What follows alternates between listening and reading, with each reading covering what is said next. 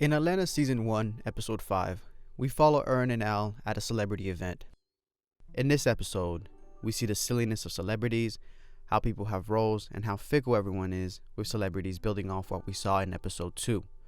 We also see how the business can be dirty in a hilarious way, and how it's also a shark tank. We begin the episode with Ern and Al at the entrance taking pics. Al as Paperboy is being a typical celeb rapper, soaking up all the attention and cameras. He fits into the role well. They are at a basketball event and Al is playing. Al goes over to Ern, and as they are talking, Justin Bieber walks in, although it's a black Justin Bieber.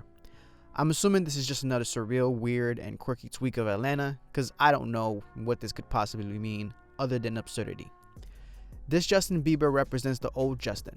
You know, when he went through that weird young phase, an episode where he was acting obnoxious and stupid.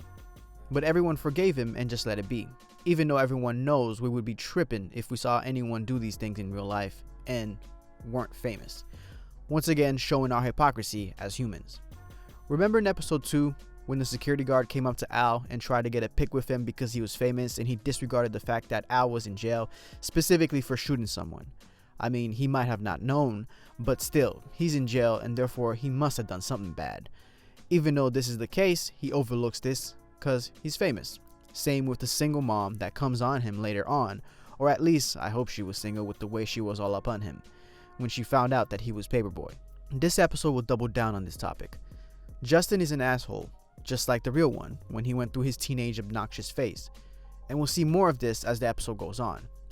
Al and Ern separate, Ern to wander around and Al to get prepped for the game. Ern is approached by an older white lady who thinks he's an old friend. She is friendly at first and pretty cordial.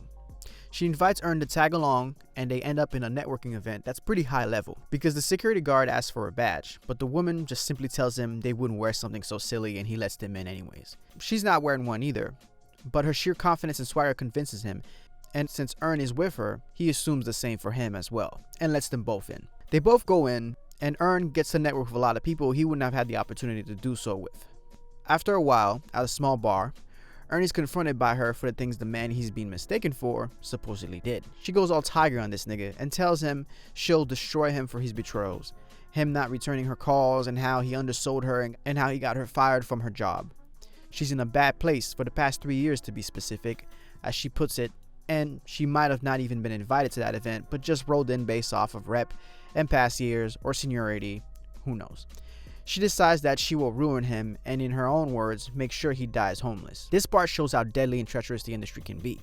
Sure, it's a funny part of the episode and it's weird too, but remember how I said this show may sometimes seem weird but it's realistic? This is one of those moments, no exaggeration. I've met my fair share of treachery and I've met my fair share of weirdos in the industry, me being one of them. To be able to say that this scene is accurate and I can see it playing out the way it did. Maybe the fact that she can't recognize that Ern is not her old friend is the weird part, but then again, the bitch is crazy, so it's believable if she'd do something like that. Maybe the poor old lady suffers from dementia, who knows. Regardless, in a darkly funny and weird way, Atlanta shines light on a fact in the industry in a way that wasn't done before. Atlanta has plenty of these small little moments, and it's by them paying attention to the details of the world building that they shed light on a lot of things and give them new perspectives. Anyways, the next event is the basketball game. Al gets into it with Justin, and they go back and forth on the court, talking shit to each other, taking jabs at each other, and eventually fighting each other. At the end of the whole thing, Justin comes on stage and says that him acting out and being bad isn't him, and he's actually good. He hilariously flips his hat from backwards to forwards. He then goes into performing a new song, and everyone goes along with it and accepts him. Al approaches a corny but hot interviewer who he's been trying so hard to get interviewed by. Wonder why. And he says that people misunderstand him as an asshole, because though he is one, he does have a lighter, more reasonable side. In fact, he can be good and has a conscience and is more reasonable than most gangster rappers. Like when he approached some kids to tell them they shouldn't play violent games and such, and how he overall behaves. I know some folks who are like this and are more on the gangster side, but this doesn't get seen by most people. The lady tells him to be the asshole he is, because Justin isn't meant to be the asshole. He's the lovable Peter Pan ass nigga. This shows how hip-hop is still seen by a lot of people in America and the world. Rap is usually seen as bad due to the gangster look, or maybe even so back in the days because of how black people see it as fuggish and everything wrong with society, and that's ironically one of the things people love about it.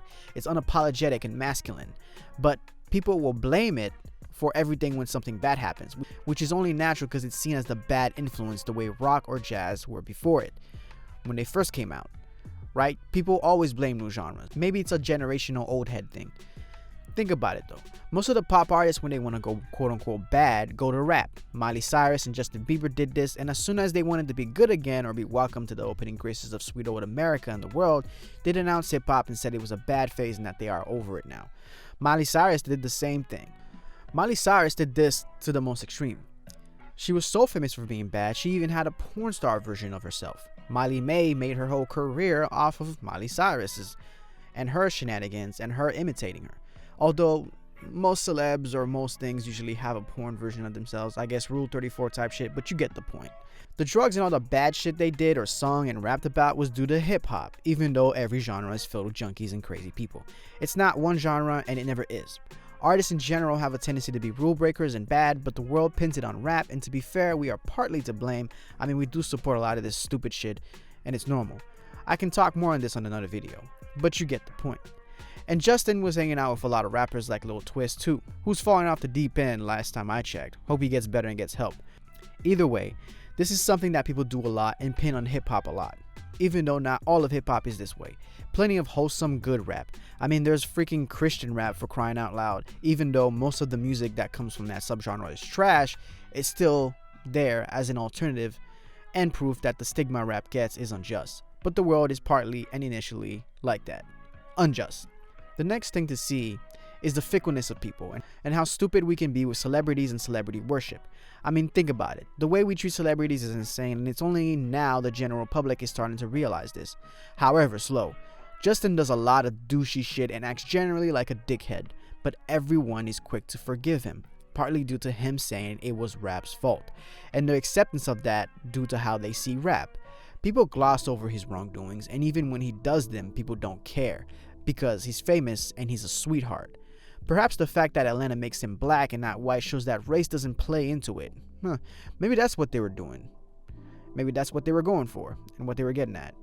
Either way, Justin acts like a dickhead, but no one cares. So it shows how people switch morals based on what they are looking at and how people are. I get that you must treat situations and people on a case-by-case basis. You can't apply the rules the same way to everything all the time, but there are some things that are downright ridiculous.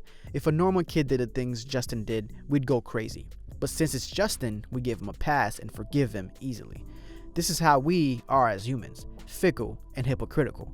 And we have to be aware of that if we are to be fair and just. I told you this episode would double down on this topic from the previous one. Also, you can look at politics if you don't believe me. Overall, this episode shows how humans are fickle and silly when it comes to whom we are dealing with. The darker sides of the industry filled with treachery and insanity, and how rap is overall seen, and how the industry pimps it a lot. Guess Kendrick wasn't wrong. Thanks so much for watching this video. If you enjoyed it, please leave a like, comment, and subscribe for more content and analyses just like this. Be safe, loving, and prosperous. Peace.